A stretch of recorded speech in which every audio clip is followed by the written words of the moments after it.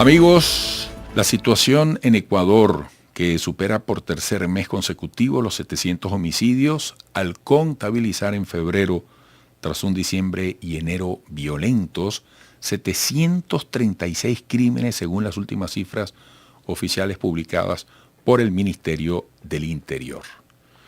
Daniel Pontón está en Ecuador, docente universitario del Instituto de Altos Estudios Nacionales, investigador en temas de seguridad, violencia y crimen en Ecuador. Daniel, hemos conversado otras veces sobre estos temas, verdaderamente genera angustia, genera impotencia sentir que un drama de estas características pueda estar en crecimiento. Nos gustaría saber qué está pesando, a dónde habría que ir en procura de una solución, aunque sea muy progresiva, pero que dé avances en las respuestas a estos niveles increíbles de inseguridad, de violencia en Ecuador. Hola, Eduardo, ¿qué tal? Un saludo muy cordial. A ver, Ecuador yo creo que es un caso de estudio, ¿no? Muy llamativo, porque creo que no existe parangón en la historia de un país que está a corto tiempo y ha pasado a ser un país tranquilo a un país con unos índices de violencia como los que ahora tenemos. Este año, según la proyección, que ya uno ya empieza a especular, pero bueno, a veces uno, según la tendencia que va presentada los dos primeros meses, podemos llegar a tener una tasa superior a los 50 por cada 100.000. Eso creo que ya es inédito, ¿no? Y la región, el año pasado ya fuimos el país más violento de la región. Y eso me parece que es significativo. Yo creo que todavía no existe una aproximación, digamos, de qué pasó. O sea, hay muchos temas que se han discutido, políticos inclusive, que se ha sostenido que echarse la culpa entre ellos, que eso se pasó a partir del año 2009. Otros dicen, bueno, eso tiene causas más próximas. Pero en sí yo creo que el problema del Ecuador es que en parte nunca se pudo entender que la problemática de la violencia era una cuestión que se iba a instalar de una forma tan compleja. Yo creo que el problema empezó con las cárceles, ¿no? Y de ahí fue detonando en una serie de eventos también en las calles que nunca pudieron, el Estado nunca pudo entender cuáles son los elementos claves para poder detener esta ola. Yo presumiblemente yo creo que el principal problema que tiene el Ecuador es un problema en el ámbito de la justicia. El problema de la impunidad es un factor que está relacionado con el problema de la violencia, el incremento de la violencia, pero obviamente esto también tiene raíces sociales muy profundas que es necesario desentrañar, y cada territorio es distinto. Por ejemplo, ahorita el epicentro de la violencia otra vez se constituyó Guayaquil.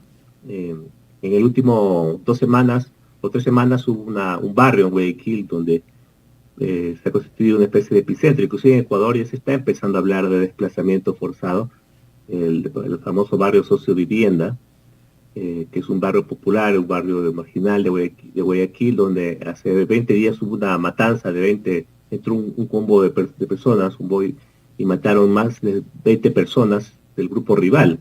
Eso realmente ya no estamos hablando de asesinatos, de homicidios, estamos hablando de masacres, ¿no? Y me parece que eso es algo que realmente ya se viene repitiendo. Y eso ha hecho que, por ejemplo, ya ahorita la vida en base a su vivienda, el tema de la ocupación militar, ya sea un tema recurrente. Y lo que se está viendo es que ya esos barrios empiezan a ser ya no despojados, despoblados. O sea, se ve que hay reportajes de gente que está saliendo de esos lugares de una forma masiva. Profe, eso iba, fíjese, ¿qué tanta responsabilidad y por qué, uno se pregunta desde la distancia, por qué las fuerzas de seguridad, independientemente policial o militar, no han podido atender una situación que va en incremento al punto de hablar de una pérdida considerable de vidas? ¿Qué tanta responsabilidad tiene el Estado ecuatoriano en atender una situación complicada en el tema de seguridad? Porque yo creo que el problema no está en la policía y en los militares. Bueno, yo sé que tienen problemas por todo lado, ¿no? Falta de recursos, bueno, hay también abusos, ha habido abusos, graves abusos. Ha habido falta de comprensión de la realidad, bueno, una serie de cosas, pero yo no creo que el problema está ahí. Ecuador no adolece de unas fuerzas armadas y una policía que no haga su trabajo. Yo creo que el problema ahí es la falta de comprensión de que el problema va mucho más allá de lo militar y lo policial. Y por ejemplo, le ponía ejemplo de la justicia, ¿no? Mientras el tema de la justicia no se resuelva, va a ser muy complicado, porque la policía tiene una cantidad de pilares de casos donde detienen gente, apresan gente, aprendan grupos, inclusive grandes de 20 personas, llega a la justicia y el otro día lo sueltan. El juez es por las bandas han entendido que ahí está su fortaleza, ¿no? Amenazan a los jueces, secuestran a la justicia, o también sobornan, ¿no? También hay un tema de corrupción muy fuerte. Entonces, ahí hay mientras el Estado no garantice un real adecuado funcionamiento de la asistencia de la justicia, entiéndase también fiscalía, que haga adecuadamente su trabajo es complicado. Por ejemplo, se habla mucho de que hay muchas amenazas, muchas extorsiones, que el problema de ahí es que ellos enfrentan verdaderos problemas, también son personas, tienen familia. Bueno, nunca se ha implementado hasta ahorita una estrategia adecuada para eso, porque uno debe enfrentar la amenaza en función proporcionalmente, en función del tipo de amenaza que tiene. Y debe extremar medidas, o sea, no hay una justicia diseñada para luchar contra las mafias, eso hay unas experiencias extranjeras que se manejan, ¿no? En fin, y tampoco hay una especie de monitoreo externo que nos permite saber si esos rendimientos de la justicia son adecuados. Y eso yo creo que es muy difícil saber, ¿no? Por ejemplo, hoy estamos hablando de detenciones, usted ve una cantidad de gente, es enorme. Se los detiene, y mucha de esa gente a veces salen libres, y ese es el problema. Otro tema es que el tema de menores de edad, ¿no? En Ecuador las leyes a favor de los menores de edad son totalmente distintas, como se está, no están a la altura de lo que requiere el problema. Muchos menores de edad utilizan el tema de su condición para evadir la justicia. O sea, yo estoy haciendo un estudio inclusive sobre ese tema y uno se da cuenta de que cuando uno mira las cifras de la justicia juvenil, pues están viendo otra cosa, ¿no? No pasa de 600 de todo el país en un año.